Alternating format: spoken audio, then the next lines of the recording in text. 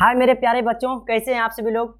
आशा करते हैं कि आप सभी लोग मस्त से पढ़ते होंगे और अपने सेहत के ऊपर काफ़ी अच्छे से ध्यान रखते होंगे। सेहत भी बहुत ज़रूरी है, क्योंकि सेहत आपका ठीक नहीं रहेगा तो आप लोग स्टडी नहीं कर पाइएगा। इसलिए सेहत को रखते हुए अपना स्टडी को जारी रखिए और कंटिन्यू मन लगा के जोर शोर से पढ़ते रहिए। जैसे कि हम अगले वीडियो में आप लोग को बताए थे विचलन कोण, अब विचलन कोण का सूत्र भी बताए थे, तो आप सभी लोग जरूर कमेंट करके इसको बताइए। फर्स्ट क्वेश्चन जो आप लोग को दे रहे हैं हम कि विचलन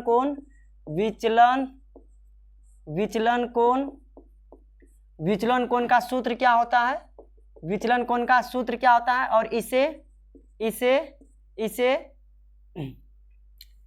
इसको सूचित किससे किया जाता है,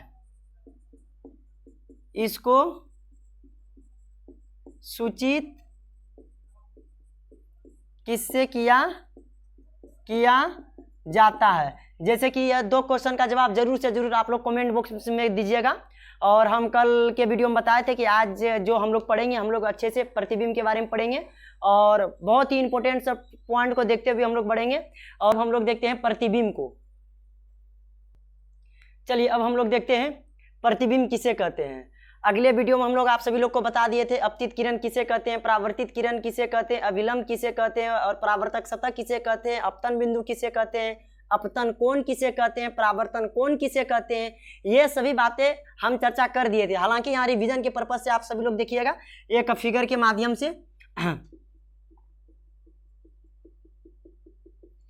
इसे क्या कहते हैं, परावर्तक सतह कहते हैं। कल बताए थे हम, अगले वीडियो में बताए थे हम कि अपतित किरण जिस सतह पर पड़ती है उसे ही क्या कहते हैं, परावर्तक सतह कहते हैं। जिस सतह पर पड़ती है उसे क्या कहते हैं, परावर्तक सतह कहते हैं। आने वाली किरण को कौन सा किरण कहेंगे, अपतित किरण कहेंगे। ये जो आया इस किरण को क्या कहेंगे, अपतित किरण कहते हैं। और परावर्तक सतह से टकराकर जाने वाली किरण कौन सा किरण कहेंगे, तो परावर्तन किरण कहेंगे। यहाँ तक तो सब ठीक ठाक था। बोलता था अपतित किरण, इसका नाम हो गया अपतित किरण, और इसका नाम हो गया परावर्तित किरण।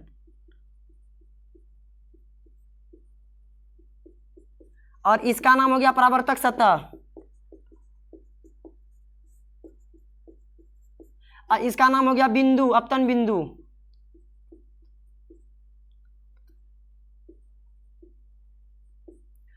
और इसको बोलेंगे अभिलंब।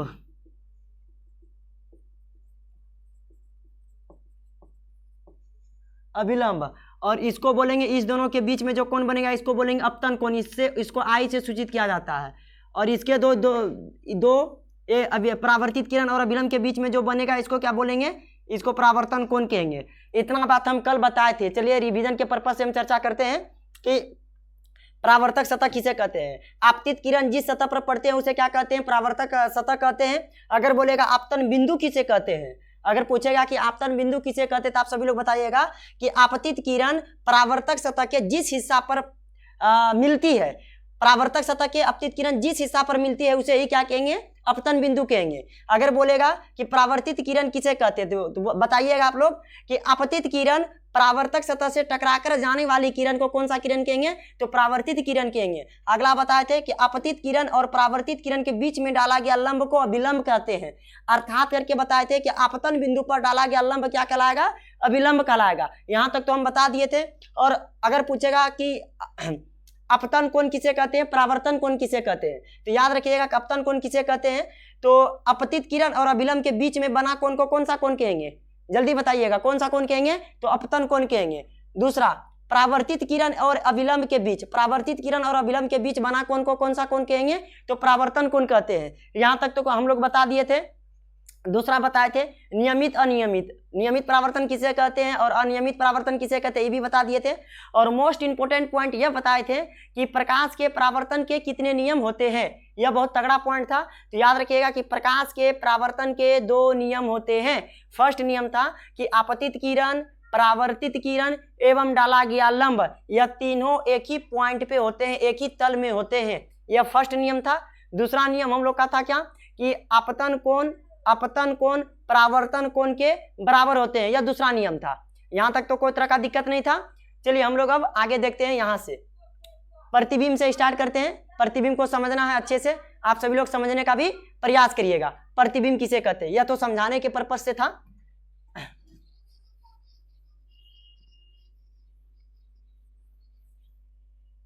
चलिए समझिए प्रतिबिंब किसे कहते हैं। टॉपिक है हम लोग का प्रतिबिंब।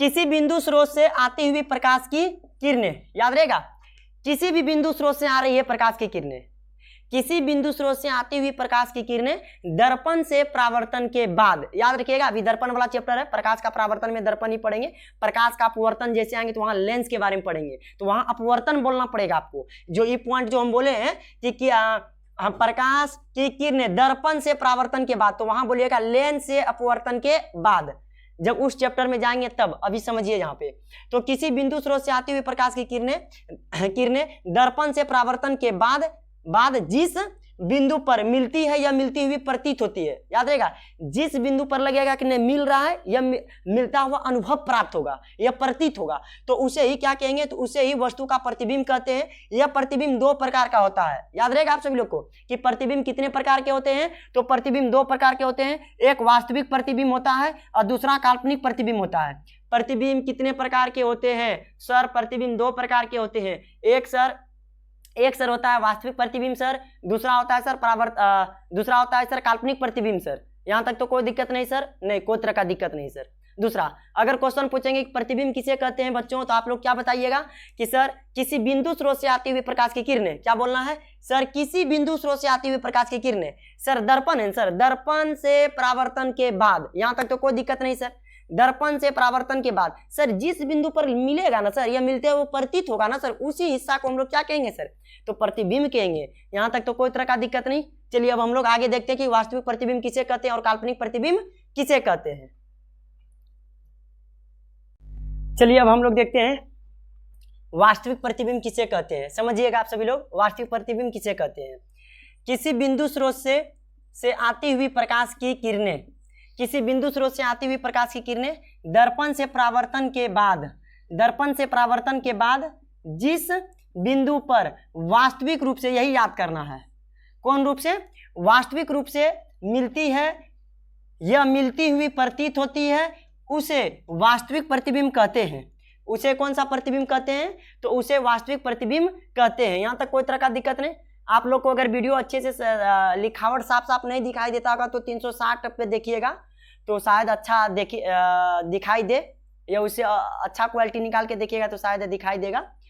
यहां तक तो कोई तरह का दिक्कत नहीं कि किसी बिंदु स्रोत से आती हुई प्रकाश की किरणें दर्पण से परावर्तन के बाद जिस बिंदु पर वास्तविक रूप से मिलती है, जिस बिंदु पर मिलेगा तो कैसा रूप से मिलेगा? वास्तविक रूप से मिलेगा, तो उसे ही क्या बोलेंगे? वास्तविक प्रतिबिंब कहते हैं। वास्तविक प्रतिबिंब का 2 स्टार पॉइंट है, जो ऑब्जेक्टिव क्वेश्चन मोस्ट इंपोर्टेंट है कि इसे पर्दे पर प्राप्त किया जाता है। बोलेगा किस प्रतिबिंब को पर्दे पर प्राप्त किया जाता है? तो आप लोग बताइएगा वास्तविक प्रतिबिंब को पर्दे पर प्राप्त किया जाता है। बोलेंगे दूसरा ऑब्जेक्टिव क्वेश्चन है कि इसमें वस्तु की अपेक्षा उल्टा प्रतिबिंब बनता है। हमेशा वास्तविक प्रतिबिंब में वस्तु की अपेक्षा कैसा प्रतिबिंब उसका बनेगा? उल्टा। अगर वस्तु सीधा रखा हुआ है तो इसका प्रतिबिंब कैसा बन जाएगा? उल्टा बन जाएगा। यहां तक तो कोई तरह का दिक्कत नहीं। चलिए अब हम लोग देखते हैं काल्पनिक प्रतिबिंब किसे कहते हैं।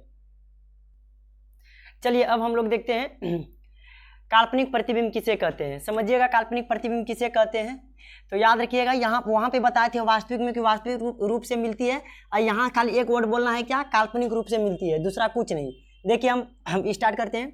किसी बिंदु स्रोत से आती हुई प्रकाश की किरणें दर्पण से परावर्तन के बाद जिस बिंदु पर काल्पनिक रूप से मिलती है, जिस बिंदु पर काल्पनिक रूप से मिलती है उसे काल्पनिक प्रतिबिंब कहते हैं।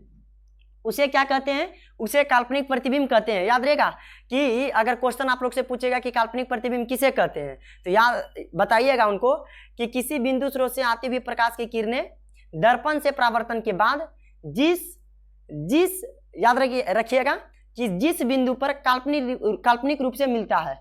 याद रहेगा आप सभी लोग को कि किसी बिंदु स्रोत से आती हुई प्रकाश की किरणें दर्पण से परावर्तन के बाद जिस बिंदु पर काल्पनिक रूप से मिलती है, जिस बिंदु पर काल्पनिक रूप से मिलती है उसे ही कौन सा प्रतिबिंब कहेंगे? तो उसे काल्पनिक प्रतिबिंब कहेंगे। यहां तक तो कोई तरह का दिक्कत नहीं। अब देखिए इसका 3 स्टार पॉइंट है, ऑब्जेक्टिव मोस्ट इंपोर्टेंट सब, इसको जरूर से जरूर लिखिएगा और इसी तरह अच्छे से एकदम फेयर करते रहिएगा आप सभी लोग। चलिए अब हम लोग देखते हैं इसे पर्दे पर प्राप्त नहीं किया जाता है। तो किसे पर्दे पर प्राप्त किया जाता है? जल्दी जल्दी कॉमेंट करके बताइए जल्दी, किस प्रतिबिंब को पर्दे पर प्राप्त किया जाता है। चलिए अब अगला क्वेश्चन है, अगला पॉइंट है इसमें वस्तु से हमेशा सीधा प्रतिबिंब बनता है, किसमें वस्तु से हमेशा उल्टा प्रतिबिंब बनेगा, बताइए जल्दी जल्दी। दूसरा, वस्तु का आकार और प्रतिबिंब का आकार दोनों समान साइज का होगा। जैसे वस्तु हम इतना बड़ा हो गए और मेरा जो प्रतिबिंब बनेगा वो भी मेरे ही जैसा बनेगा और मेरे समान आकार का, यहाँ तक तो कोई तरह का दिक्कत नहीं। जैसे मान लीजिए हम इतना, मान लीजिए कि एग्जाम्पल के तौर पे मान लीजिए कि हम 5-4 हैं, तो मेरा प्रतिबिंब भी कितना बनेगा, 5-4 ही बनेगा।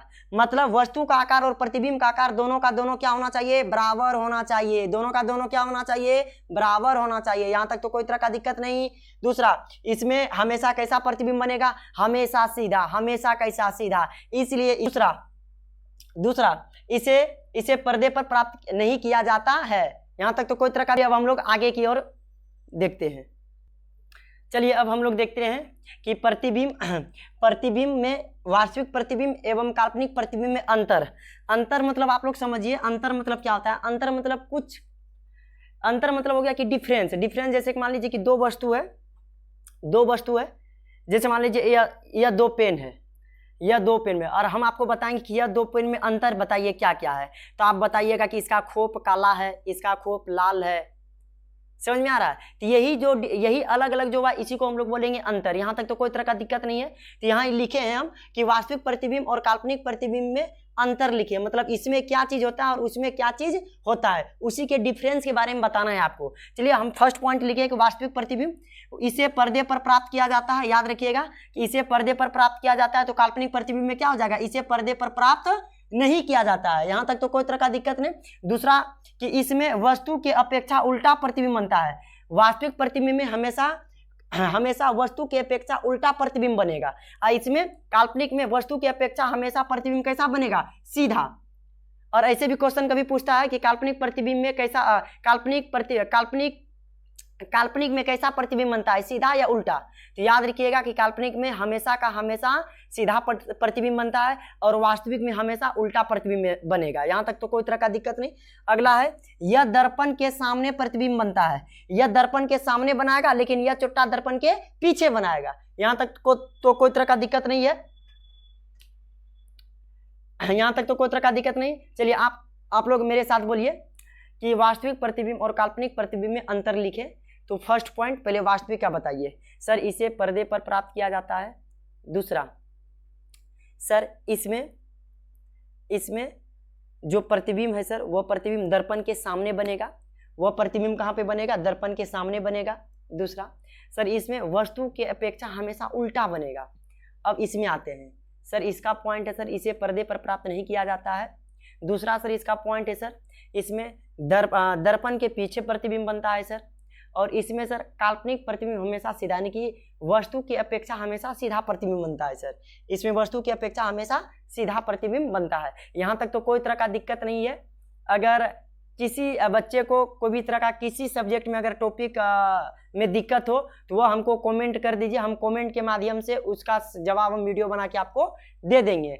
या हिस्ट्री का या पॉलिटिकल का या ज्योग्राफी का या किसी भी सब्जेक्ट का कोई टॉपिक, जैसे जलियांवाला हत्याकांड, या तो बोलिएगा चिपको आंदोलन, या तो सर चंपारण सत्याग्रह सर, या अन्य टॉपिक अगर किन्हीं को तरह का दिक्कत होगा किसी बच्चे को तो आप हमको जरूर कमेंट करके बताइए, हम उसका जवाब देंगे, जरूर से जरूर देंगे। चलिए हम लोग अगले वीडियो में हम लोग बच्चे जी दर्पण के बारे में पढ़ेंगे, तो आप लोग जरूर से जरूर बताइएगा कि यह वीडियो कैसा लगा।